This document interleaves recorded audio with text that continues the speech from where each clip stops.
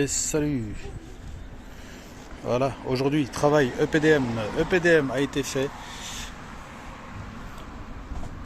Et pour la première fois, il a été fait dans les règles de l'art. Donc, ça a été fait jusque là. Donc ici, comme c'est une espèce d'acrotère, donc la cornière viendra par-dessus ici. Cette acrotère-ci, en fait, avec mon doigt, là, tic-tic, celle-ci qui va jusque là-bas. Jusque là-bas, va être recouverte d'un EPDM à rouleau. Et j'ai besoin du pistolet à air chaud pour justement le coller. Je vais juste l'agrafer aux extrémités et j'ai besoin du pistolet à air chaud pour le coller ici. Parce que moi le roofing je l'ai arrêté là, pas remonté là comme ça. Parce que j'aurai plus de facilité à travailler le PDM pour cet acrotère. Et comme je sais récupérer un rouleau de PDM, je vais l'utiliser. Et ça ici, c'est notre descente d'eau de pluie. Tout bien fait, hein.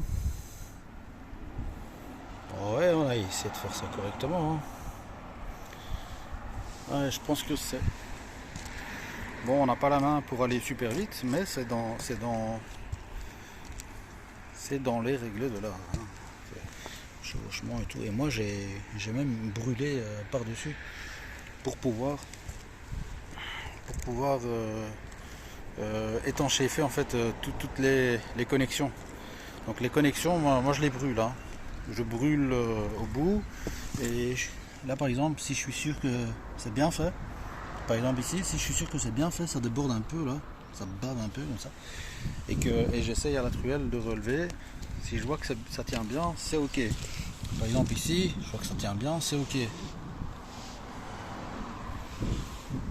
Tandis que des zones comme ça, plutôt comme ça ici, où en fait je voyais que ça tenait pas, ben j'ai tout brûlé, hein.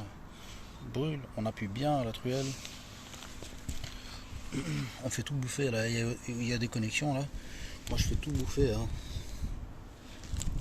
Faut que ça bave bien, là par exemple, les endroits de connexion, voilà. Donc comme ceci, les endroits où il y a des connexions comme ça, moi je les fais baver, hein.